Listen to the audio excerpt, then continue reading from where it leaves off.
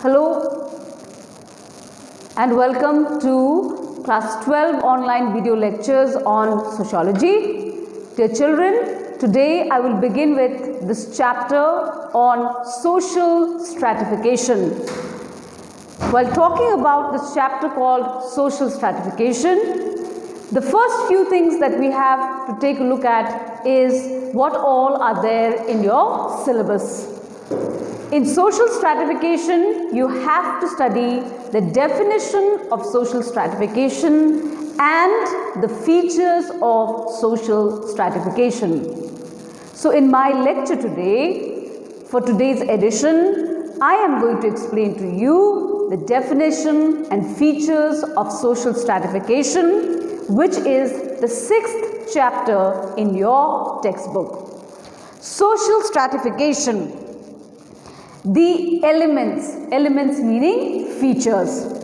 When you look at the two words, social stratification, social meaning society.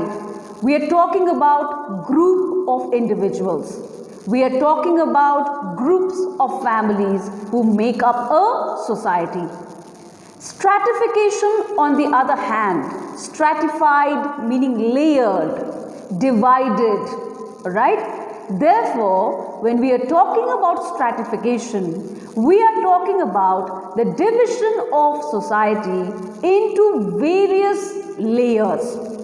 It could be in terms of gender. You can always stratify society in terms of gender. It could be a male-dominated society, a female-dominated society, or more so, you can name it as matriarchal or patriarchal society. You can also stratify society in terms of religion. You can stratify society in terms of education, in terms of income, in terms of class, and while doing so, we get various types of groups which exist in a society. Therefore, let's begin with the elements of social stratification. Society is composed of several groups of people that we all know. We have several groups. We can have rich, poor, educated, illiterate, men, women, children, young, old, several groups of people. But each are distinct from the other. It's very easy. Like even if you look at the classroom, it is very easy to differentiate. A teacher can come to the classroom and of course give an order. The girls should sit on one side and the boys should sit on the other. The teacher is actually dividing the class on the basis of gender. As individuals differ from one another on the basis of their living, disliking, preference, skin color, attitude, they form groups depending on some similarities among group members, and this can be understood as the vertical division of the society. Society can be divided into two ways. One is vertical meaning a straight line going up, all right? And the other one is horizontal, which is flat. So when you are dividing a society, your textbook also tells you, all right, that if you divide the society on the basis of their living, high class, low class, on the basis of their preferences, I like this, I like that, somebody wants to travel in a red car, somebody likes to travel in a black car, whatever be your liking and preferences, or your skin color based on whether you are a white or black or yellow skin, all right, these groups which are there, they will form the vertical division of the society. There is also horizontal division. I told you about the flat line. Horizontal division, which emphasizes the aspect of superiority and inferiority between the two groups. Like in India, when you study history, you always know that the British came into India because they had, and then they started showing off their racial supremacy. They always dominated the Indians on grounds of color, and they said that the whites are more superior to the blacks. In any society, you will find some few rich men who dominate the poor. In this case, when you're talking about inferior and superior, who is powerful and less powerful, then obviously you are referring to the horizontal division of the society. The society can be stratified into several buyers, identifying the criteria of possession of money, wealth, education, and social privileges. Few elements which are going to create a division or which is going to stratify the society. Few of these elements are mentioned here. First one is wealth. Naturally, money will divide the society. Second is education. Third is social privileges. For example, in the olden societies where you had the king was always receiving all kinds of privileges, all kinds of respect because he happened to be born into that family. Zamindars, right? It could be the zamindar might have been rich, and then later on the same privilege will pass on to his son. Or even the priest. The priests also enjoy a very high social position in the society. For example, society can be stratified into several classes on the criteria of having or not having. It can be stratified also on the caste lines, on the condition of more or clustered in groups finding out equals. Society acknowledges the existence of groups into society, giving them specific position in a particular layer. And according to Melvin M. Tuman, the characteristics, now we come to the features of social stratification, are as follows. Features of social stratification will come for 5 marks when you need to discuss the features of social stratification.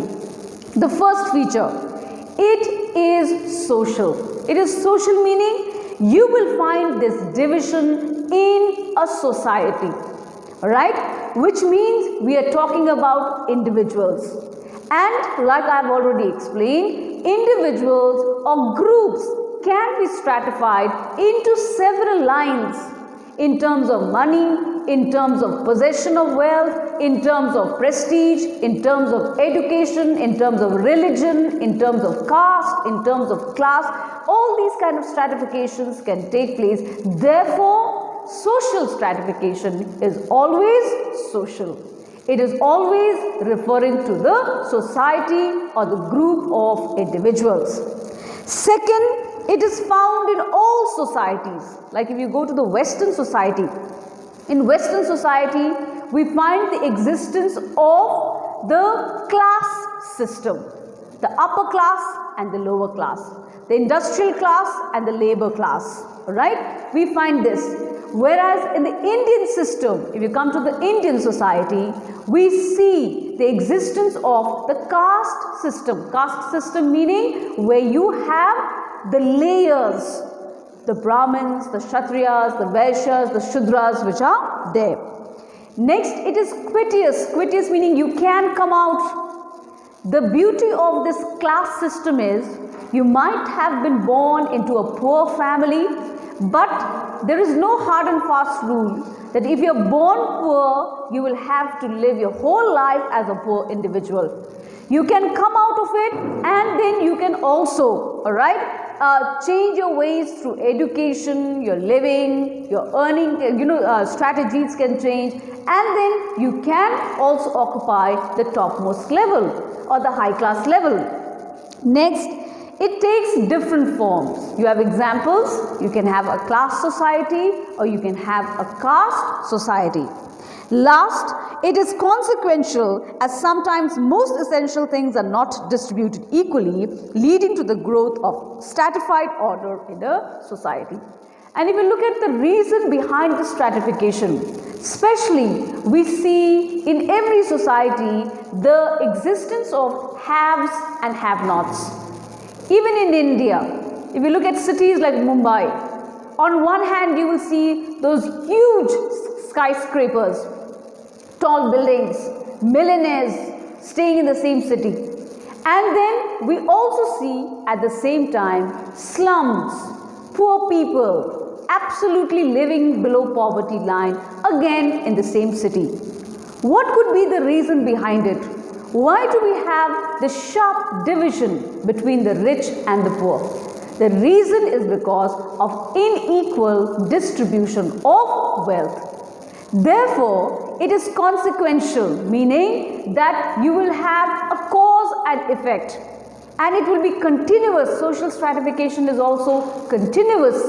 Therefore, the features of social stratification here in your textbook are 5 in number, and when you are explaining, you can write a subheading, give a subheading like, for example, it is social, and in about 3 to 4 lines you can also explain the subheading. So therefore, for your 5 marks, for your 5-mark answer, you will get more than 20-25 lines from all the 5 subtopics.